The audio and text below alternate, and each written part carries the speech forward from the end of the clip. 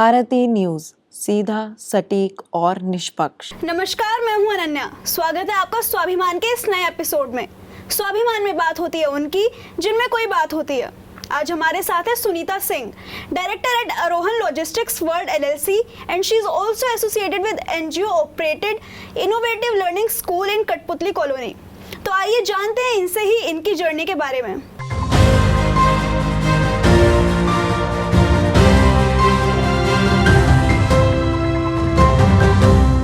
Ma'am, पहला सवाल मैं आपसे पूछना चाहूंगी कि आप NGO ऑपरेटेड स्कूल भी चलाती हैं एंड आप डायरेक्टर हैं आरोहन लॉजिस्टिक्स में, तो how do you balance your roles at both the places?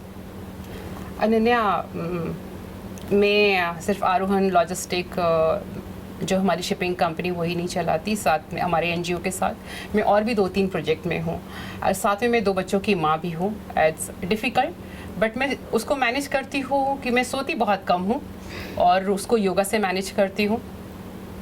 Travelling again मेरे लिए बहुत क्रूशियल होता है, लेकिन मेरे साथ मेरी टीम है जो मुझे बहुत सपोर्ट करती है। उनको मुझे बहुत गाइड नहीं करना पड़ता है क्योंकि वो मेरे विज़न को जानते हैं कि मेरा विज़न क्या है और मैं चाहती क्या हूँ। जी सुनीता जी, आप हमारे दर्शकों को आरोहन लॉजिस्टिक्स वर्ल्ड LLC के बारे में थोड़ा सा और डिटेल्स में बताएं and what specific role do you play at it? Okay, हमारी कंपनी आरोहन लॉजिस्टिक 2010 में एस्टैब्लिश हुई थी। हमारी कंपनी जो है शिपिंग एंड फ्रेट फॉरवर्डिंग करती है। हमारी कंपनी की एक्सपर्टीज़ व्हीकल एक्सपोर्ट करना अराउंड द वर्ल्ड है।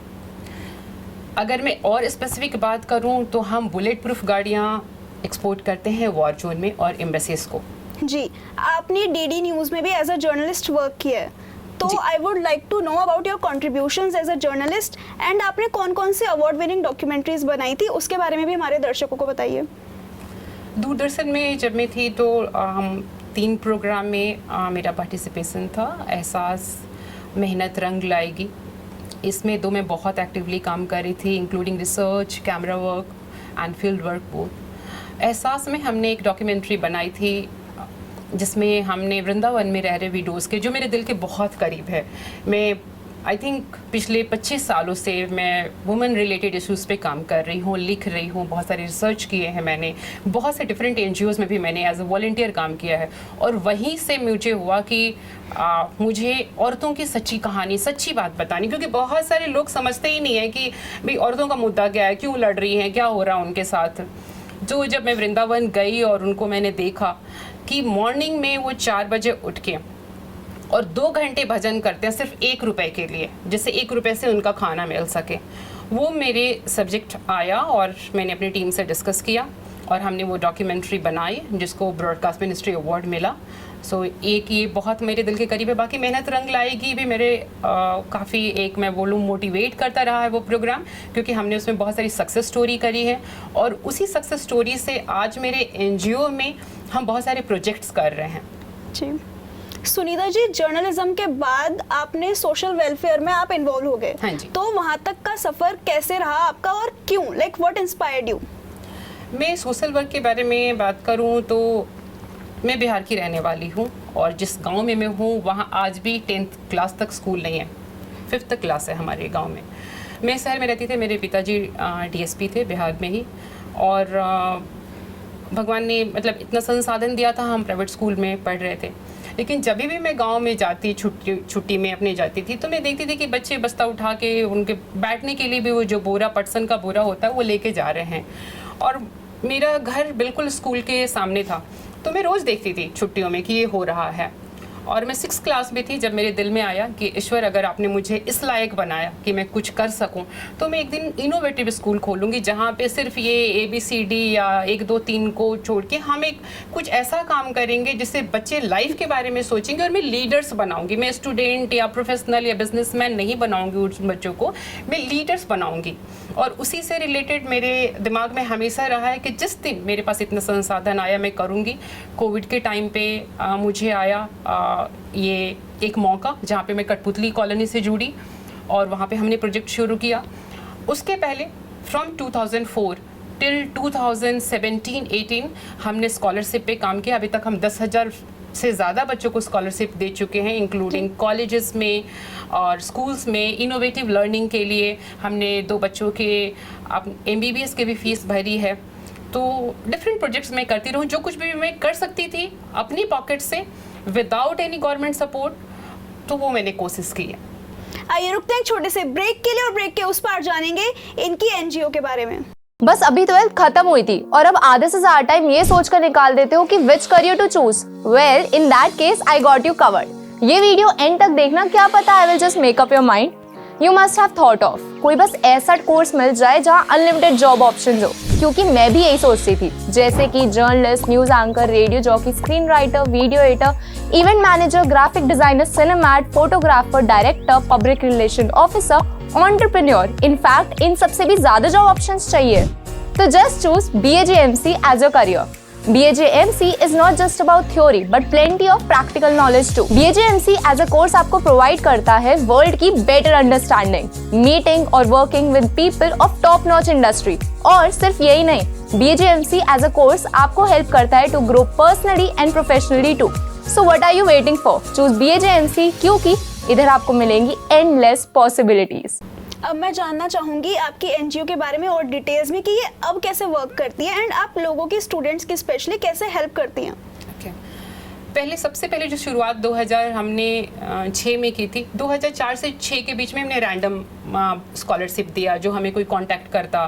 बिकॉज पिताजी पुलिस में थे तो बहुत सारे उनके पास केसेस आते थे जहाँ पे नहीं है पेरेंट्स सक्षम पढ़ाने के लिए, या कुछ ऐसी फैमिलीज़ के बारे में मुझे पता चलता था। तो वहाँ 2006 से मैंने इसको थोड़ा सा ऑर्गेनाइज़ किया।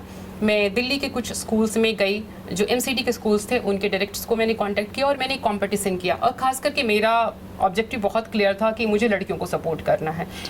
हो सकता है मैं बायस साउंड करूं, जेंडर बायस, बट मुझे था, मैंने देखा था कि लड़कियों को उस समय बिहार में, जो मैंने अपनी देखा आसपास में, थोड़ा सा भेदभाव का।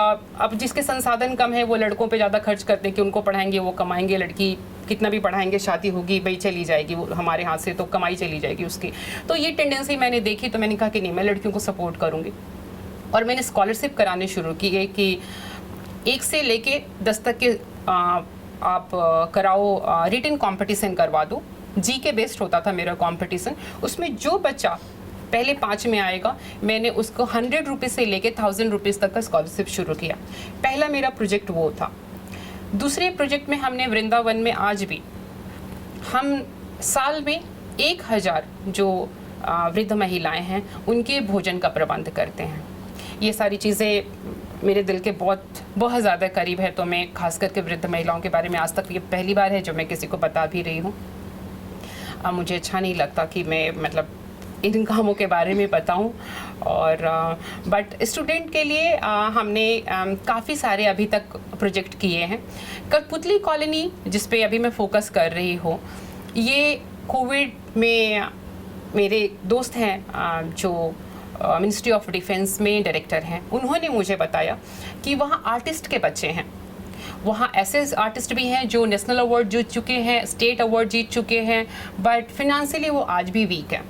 उनके बच्चे पढ़ाई करने नहीं जाते हैं।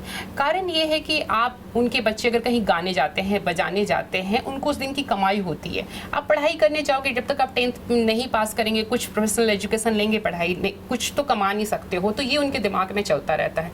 उन बच्चों के मैंने इनोवेटिव लर्निंग के लिए प्रोजेक्ट शुरू किया है। तो 2021 से अभी तक उसमें बच्चों को हम गाना बजाना प्रोफेशनली अभी हम जब वो तो जानते हैं, बट उनको और प्रोफेशनली कैसे, और हमको उनको सूट करना है, उनको उनकी लाइन प्रोफेशनली कैसे टैग करनी है, हम उनको सिखा रहे हैं। उनको डिजिटल मार्केटिंग के कोर्सेज अभी हम लॉन्च कर रहे हैं। तो ये हमारे अभी प्रोजेक्ट वहाँ पे कठपुतली कॉलोनी में चल रहे हैं। बाकी बिहार में और भी बहुत सारे स्कॉलरशिप प्रोग्राम चल रहे हैं, खास करके समस्तीपुर में, औरंगाबाद में, ये 2 प्लेसेस में। सुनीता जी, आपने बताया कि आपका जो NGO बेस्ड इनोवेटिव स्कूल है वो एजुकेशन सेक्टर में हेल्प करता है, तो आप बताना चाहेंगे कुछ स्टूडेंट्स की सक्सेस स्टोरीज जिनकी आपने हेल्प की हो एंड वो जाके बहुत सक्सेसफुल हो गए हो? जी, एक बच्ची है, बिहार की है, और वो हमारे पास 5th क्लास में आई थी, और अभी वो US में हैं और इंजीनियर हैं और बहुत अच्छा कर रही हैं। उन्होंने दिल्ली से ही पहले उन्होंने यहाँ पे आके इंजीनियरिंग की थी, और एज अ फैमिली हमने उनको सपोर्ट किया था, हमारे NGO के थ्रू ही किया था। वो लड़की अभी फेसबुक में काम कर रही है, एक वो बच्ची है। दूसरा एक बच्चा है जो उनका एक हाथ काम नहीं करता था, पोलियो उनका थोड़ा ग्रसित था। वो बच्चा अभी लखनऊ में अपना खुद का बिजनेस कर रहा है। उनको BBM किया था उन्होंने MS रामैया से। तब अब आपको पता है बिहार की सिचुएशन सबको पता है, किसी से और नहीं। और ये तो मैं तकरीबन 17 साल पुरानी कहानी बता रही हूँ। ये बच्चे आज प्रोफेशनली एस्टैब्लिश है, इसलिए मैं उनका आपको उदाहरण बता रही हूँ ताकि दूसरे लोग भी समझ सकें कि एक छोटा सा एफर्ट क्या चेंज लाता है समाज में। जी सुनीता जी, आपके इस NGO को लेके क्या लॉन्ग टर्म गोल्स है? आप क्या चाहती हैं कि NGO कहाँ तक पहुँचे? आपके क्या प्लान्स हैं इसको आगे लेकर? इसमें बहुत सारे प्रोजेक्ट हैं। विज़न मेरा है कि लड़कियों को खास करके हम स्किल बेस्ड ट्रेनिंग को एक हमने अपना मकसद बनाया है। दूसरा है हमारा कि किसानों को, दूसरा जो हम नया प्रोजेक्ट लेके आ रहे हैं उसमें हम किसान को और कंज्यूमर को एक साथ जोड़ने की कोशिश कर रहे हैं। बहुत सारे लोगों ने कोशिश की है, उसमें होता यह है कि इंटेंशन चेंज हो जाता है। As soon as you start seeing money, not earning money, seeing money कि इस प्रोजेक्ट में आपको गवर्नमेंट से या कहीं से फंडिंग मिलती है, तो इंसान की नीयत, और मुझे लगता है कि वो एक लाइन पे मुझे खड़े रहना है। और एक किसान कनेक्ट करके प्रोग्राम है जो एक मेरे भाई हैं दूरदर्शन से ही, राजीव पंडित, उन्होंने बहुत टाइम से उस पर रिसर्च करके रखा है। तो एक मेरा प्रोजेक्ट है कि किसानों को खास करके, अगर बहुत ज़्यादा नहीं तो एटलीस्ट 11 स्टेट के किसानों को मैं और डायरेक्ट कंज्यूमर से जोड़ने का एक हमारा प्लान है। तीसरा जो हमारा है, हम तकरीबन 1 करोड़ पेड़ लगाना चाहते हैं, जिसकी शुरुआत हम रायपुर से करने वाले हैं। और 2025 में तकरीबन हम 1 लाख पेड़ लगाएंगे। जी सुनीता जी, उम्मीद है कि आपके जो विजन्स हैं, आपके जो लॉन्ग टर्म गोल्स हैं, वो आपकी NGO को लेकर ज़रूर पूरे होंगे। अब जैसे कि आपकी NGO है मेनली एजुकेशन सेक्टर में हेल्प करती है बच्चों की, तो और आप दुबई में भी रहती हैं, तो ऐसी क्या चेंजेस हैं इंडिया में जो आप देखना चाहेंगे एजुकेशन सेक्टर में as compare to Dubai? Dubai में अगर मैं देखती हूँ, जैसे मेरी बेटी एक स्कूल में पढ़ती है, उन्होंने अपना ही करिकुलम बनाया हुआ है UK और US के जो यूनिवर्सिटीज़ को, उनके स्कूल जो इंटरनेशनल स्कूल ऑफ सुएफात है वहाँ और यहाँ के जब मैं बच्चों को देखती हूँ, कल मैंने एक बच्चे को देखा, यहाँ के बच्चे पढ़ाई वाइज बहुत बहुत अच्छा है। I think I will say they are far better than Dubai. हम कहाँ पे पीछे रह जाते हैं? एक तो इंग्लिश स्पीकिंग हमारे मैं अगर अपनी बात बताऊँ, मैं आपको बहुत एक इंटरेस्टिंग स्टोरी बताती हूँ अपनी। मैं जब PG करने जा रही थी, मैं खुद हिंदी भाषी हूँ, मैं हिंदी में सिग्नेचर करती हूँ। आई वुड लाइक टू हमेशा कि मुझे हिंदी को प्रमोट करना है, बट सिर्फ ये नहीं था, मुझे इंग्लिश अगर मैं बोलूँ कि बोलना, तो मैं कॉन्फिडेंट ही नहीं थी कि मैं इंग्लिश बोल सकूँ। मेरा एडमिशन हो गया है, मेरा 2nd ईयर में ही मेरे सिलेक्शन हो चुके हैं, लेकिन जैसे इंग्लिश कम्युनिकेशन का आता था तो मैं चुप हो जाती थी। मैं चाहती हूँ कि वो बैरियर हमें तोड़ना चाहिए। इंग्लिश बोलने से कोई एलीट नहीं हो जाता, इंग्लिश बोलने से आप बहुत अलग नहीं हो जाते, बट इतना कॉन्फिडेंट होना कि आप कम्युनिकेट कर सको, ये बहुत ज़रूरी है। सेकेंड, इंडिया में मैं चाहती हूँ जैसे दुबई में या दूसरी, दुबई एक बड़ी इंटरेस्टिंग जगह ये है कि वहाँ पे तकरीबन 180 नेशनैलिटीज़ रहती हैं। मेरी बेटी के स्कूल में 150 नेशनैलिटी के बच्चे रहते हैं। अब वहाँ पे अफ्रीकन हो, इजिप्शियन हो, यूरोप के बच्चे हो, वो सब बच्चे जब इंडियन हो, सारे बहुत कॉन्फिडेंट मुझे दिखाई देते हैं। हमारे यहाँ के बच्चे भी कॉन्फिडेंट हैं, लेकिन जैसे मैं देखती हूँ कि वो इंटरनेशनल प्लेटफॉर्म पे जाते हैं, कहीं ना कहीं हम चूक जाते हैं।